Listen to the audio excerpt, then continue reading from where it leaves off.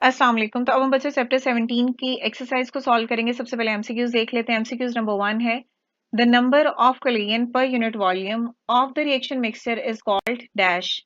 कोलियन energy, activation energy, collision frequency या collision force.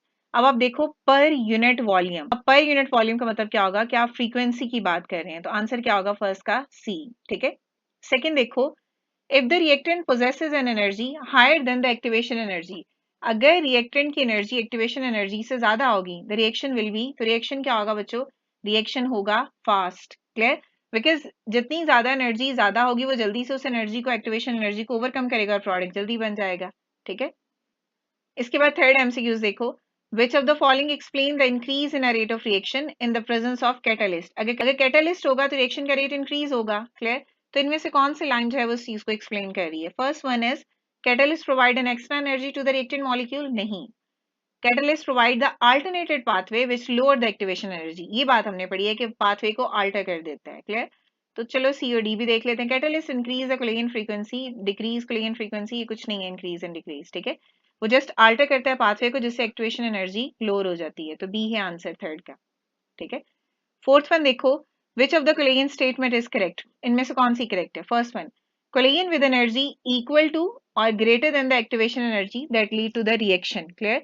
अगर activation energy, जितनी एनर्जी हो रिएक्टेंट की उससे ज्यादा हो तो उससे प्रोडक्ट बनेगा, रिएक्शन जो है वो रेट उसका बढ़ जाएगा। क्लियर? तो ये तो अभी तक तो सही है। Second, collision frequency is not related to the reaction rate. ऐसे नहीं होता, बिकॉज अगर पार्टिकल्स का कोलियन ज्यादा होगा उसकी फ्रीक्वेंसी ज्यादा होगी। अगर फ्रीक्वेंसी ज्यादा होगी, कोलियन ज्यादा होगा, इफेक्टिव कोलियन ज्यादा होगा, तो प्रोडक्ट जो है वो जल्दी बनेगा, नहीं रेट ऑफ रिएक्शन इंक्रीज होगा। All collision led to the reaction, ऐसे भी नहीं होता, सिर्फ इफेक्टिव कोलियन जो है वो प्रोडक्ट बनाता है। Collision with energy less than the activation energy lead to the reaction, ऐसे भी नहीं होता, लेस देन होगी तो वो तो फिर प्रोडक्ट बनाएगी ही नहीं, बिकॉज वो एनर्जी के बैरियर को क्रॉस ही नहीं करेगी। तो आंसर आएगा इसका ए। फिर एमसीक्यूज देखो, व्हेन रिएक्शन प्रोसीड्स अहेड, जब रिएक्शन आगे की तरफ जाता है, how the concentration of the reactant and product change. Reaction and product की कंसंट्रेशन कैसे चेंज होती है? हमने पढ़ा था कि जब रिएक्शन प्रोसीड करता है रिएक्टेंट आहिस्ता आहिस्ता कम होना शुरू हो जाते हैं, प्रोडक्ट आहिस्ता आहिस्ता बढ़ना शुरू हो जाते हैं, बिकॉज इनिशियली रिएक्टेंट ज्यादा होते हैं। जब वो रिएक्टेंट रिएक्ट करेंगे तो वो प्रोडक्ट में कन्वर्ट हो रहे हैं, मींस रिएक्टेंट यूज हो रहे हैं, तो वो कम हो जाएंगे और प्रोडक्ट ज्यादा हो जाएंगे। फिफ्थ का ये ऑप्शन देखो, concentration of the reactant increase, नहीं, रिएक्टेंट की कंसंट्रेशन इंक्रीज नहीं होती, यहीं से गलत हो गया। Concentration of the reactant decrease and that of the product increase, ये सही है। ठीक है। सी भी पढ़ लेते हैं, concentration of both reactant and product decrease, ऐसे नहीं होता, both reactant and product increase, ऐसे भी नहीं होता। तो इनिशियली रिएक्टेंट ज्यादा होंगे, आहिस्ता आहिस्ता यूज होंगे, प्रोडक्ट में कन्वर्ट होते जाएंगे, तो फिर रिएक्टेंट कम होते जाएंगे, प्रोडक्ट बढ़ते जाएंगे। ठीक है। एमसीक्यूज इससे पहले पढ़ लिए थे। अब हम शॉर्ट क्वेश्चंस को पढ़ते हैं। सबसे पहले क्वेश्चन नंबर 1 है, व्हाट इज सक्सेसफुल कोलिगन। सक्सेसफुल कोलिगन क्या होता है बच्चों?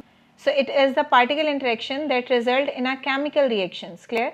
तो ये पार्टिकल्स की इंटरेक्शन होती है जो कि रिजल्ट क्या होगा, इससे फिर केमिकल रिएक्शन होगी, यानी प्रोडक्ट बनेगा ना जब रिएक्टेंट रिएक्ट करेंगे। So for a collision to successfully break existing bond and form a new ones, यानी रिएक्टेंट के दरमियान में जो बॉन्ड होता है वो टूट जाता है, प्रोडक्ट का बॉन्ड जो है वो नया बन जाता है।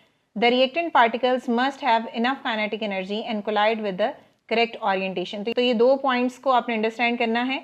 एक तो पार्टिकल्स की जो काइनेटिक एनर्जी है वो काफ़ी ज़्यादा होनी चाहिए, इनफ होनी चाहिए, और दूसरा जो है वो कोलाइड करनी चाहिए करेक्ट ओरिएंटेशन में। क्लियर? तो तब सक्सेसफुल कोलिजन होगा। इसके बाद सेकंड क्वेश्चन है, क्वेश्चन नंबर 2। जब आप देखो टेम्परेचर इंक्रीज करते हो तो एनर्जी बढ़ती है, जब एनर्जी बढ़ती है तो पार्टिकल्स के दरमियान में कोलिजन बढ़ जाता है। तो इन शॉर्ट ये सक्सेसफुल कोलिजन ज़्यादा होगा, फिर रेट ऑफ रिएक्शन भी क्या होगा, बढ़ जाएगा। ठीक है। सो increasing the temperature significantly increase the rate of chemical reaction. Generally for every 10 degree rise in a temperature rate of reaction जो है वो रफली डबल हो जाएगा। तो ये हमने वैसे टॉपिक में भी पढ़ा था ग्राफ के साथ। ठीक है। थर्ड क्वेश्चन है, डिफाइन एक्टिवेशन एनर्जी, यानी व्हाट इज एक्टिवेशन एनर्जी। तो इसका आंसर पेज नंबर 62 पे मेंशन है, वहां पे इसका आंसर देख सकते हैं, आपकी बुक का page 62। Clear? Next question number 4 है बच्चों, why does the burning of the sulphur proceed slower in air than in an pure oxygen. तो आंसर देखो, burning of sulphur proceed slower in air than in a pure oxygen due to the concentration of the reactant molecules. Clear?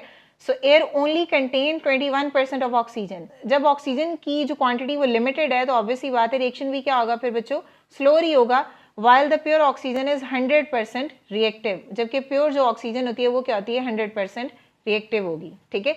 तो next है question number 5, why a catalyst used in a reaction are preferably taken in a powder form. देखो हमने पढ़ा था catalyst rate of reaction को बढ़ाता है, but हमने सरफेस एरिया का कॉन्सेप्ट भी पढ़ा था। जितना ज़्यादा सरफेस एरिया ज़्यादा होगा, रेट ऑफ रिएक्शन उतना ही ज़्यादा होगा। तो अगर आप सॉलिड का सरफेस एरिया देखो तो सॉलिड का सरफेस एरिया ज़्यादा होता है, लेकिन अगर आप उसको भी डिवाइड करो, यानी सॉलिड के सरफेस एरिया में अगर एक पार्टिकल जो है वो एक पूरा पड़ा हुआ है, यानी ब्रेक नहीं हुआ, उसका सरफेस एरिया अगर आप फाइनली डिवाइड पाउडर से कंपेयर करो, उसके सरफेस एरिया से कम होता है।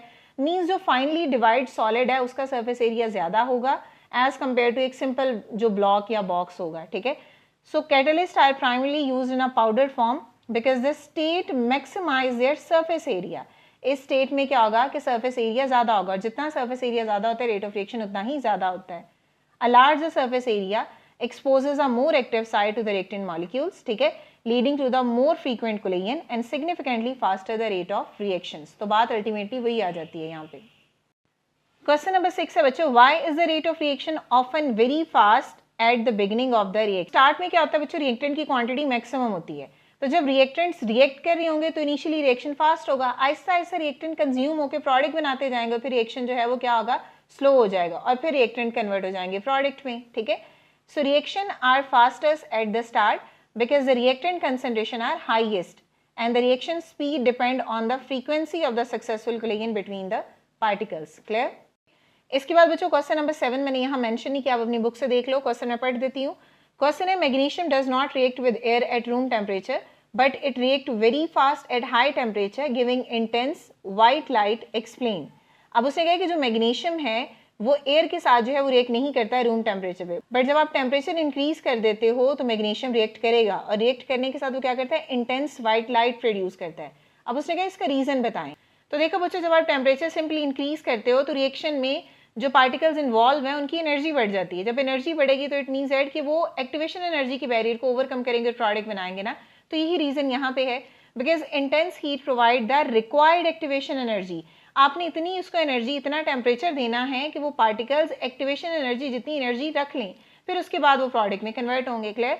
सो activation energy once reach, magnesium breaks through this barrier to rapidly combust in air that forming a magnesium oxide and releasing a brilliant white light। Clear? Question number 8 देखो, what happened to the reactant after they claimed the energy hill during the reaction? Energy hill का मतलब होता है activation energy, मतलब होता क्या है।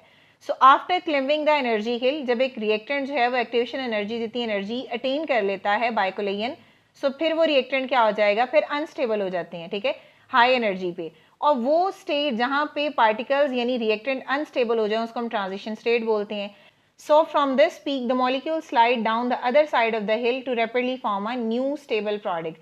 जब एक्टिवेशन एनर्जी पे रिएक्टेंट आ जाते हैं तो वो हाईली अनस्टेबल हो जाते हैं, तो फिर अगर वो हाईली अनस्टेबल हैं फिर वो क्या बनाएंगे, फिर वो प्रोडक्ट बनाना शुरू कर देते हैं। क्वेश्चन नंबर 17.9 देखो, क्वेश्चन है how does the catalyst lower the activation energy of the reaction. Catalyst क्या कर देता है, आल्टर कर देता है, यानी अल्टरनेट पाथ प्रोवाइड करता है। Catalyst lower the activation energy by providing the alternative reaction path with the lower energy barrier। तो ये देखो हमने पढ़ा हुआ है कि जब रिएक्टेंट नहीं होता तो ये रिएक्शन का रेट होता है, ये वाला पाथ फॉलो करते हैं रिएक्टेंट, और जब आप कैटलिस्ट प्रोवाइड करते हो तो ये वाला पाथ, ये जो ब्लैक वाला मैंने पॉइंट बनाया हुआ, ये जो ब्लैक वाले लाइंस हैं ये वाला पाथ फॉलो करेंगे। क्लियर? तो इससे देखो एक्टिवेशन एनर्जी कम हो जाएगी, जल्दी से रिएक्टेंट रिएक्ट करके फिर प्रोडक्ट बना दे। नेक्स्ट है बच्चों लास्ट क्वेश्चन, शॉर्ट क्वेश्चन है 17.10। Give two features of the catalytic action of an enzyme। First one है ये इंक्रीज करता है रेट ऑफ केमिकल रिएक्शन को विदाउट themselves being used, मतलब बगैर उसमें इस्तेमाल हुए। सेकंड वन क्या है कि ये एक्टिवेशन एनर्जी को लोअर कर देता है। बच्चों देखेंगे कंस्ट्रक्टेड रिस्पॉन्स क्वेश्चन। तो क्वेश्चन नंबर 1 आप अपनी बुक से देख। क्वेश्चन नंबर 1 है in what different ways you can increase the successful collision between the particles of the reactant. तो आप टेम्परेचर इंक्रीज कर सकते हो, कंसंट्रेशन इंक्रीज कर सकते हो, सरफेस एरिया बढ़ा सकते हो, या प्रेशर इंक्रीज कर सकते हो, ठीक है। तो इस तरह जो है वो आप कोलिजन को बढ़ा सकते हो, ठीक है। इसके बाद है बच्चों क्वेश्चन नंबर 17.2। क्वेश्चन है given example of the reaction which proceed with the gain in mass. तो इसमें ये टॉपिक है change in a mass during a chemical reaction, page number 58 पे टॉपिक है, और इसका जो लास्ट पैराग्राफ है रिबन ऑफ मैग्नीशियम वाला वो आपने इसमें लिखना है, ठीक है। इसके बाद थर्ड क्वेश्चन है बच्चों, थर्ड है from where do molecule get energy to attain the higher energy state. तो मॉलिक्यूल एनर्जी कहाँ से लेते हैं, सिंपली सराउंडिंग से यानी इन्वायरमेंट से लेते हैं। So molecule get energy from their environment. This process typically occur through an absorption of a photons, यानी collision with the other molecules, यानी thermal energy होगी, chemical reaction होगा। तो इस तरह जो है वो एनर्जी ले सकते हैं environment से। तो ये इसका आंसर है। बच्चों 4 क्वेश्चन है, क्वेश्चन आप बुक से देखो। How does the presence of vanadium pentoxide catalyst lower the activation energy of the following reaction। तो बात वही होगी, जो कैटलिस्ट है वो क्या करता है, वो अल्टरनेट पाथ जो है वो उसको प्रोवाइड करता है रिएक्टेंट्स को, फिर उससे जो है वो रिएक्टेंट जल्दी से कोलाइड करके प्रोडक्ट में कन्वर्ट हो जाता है।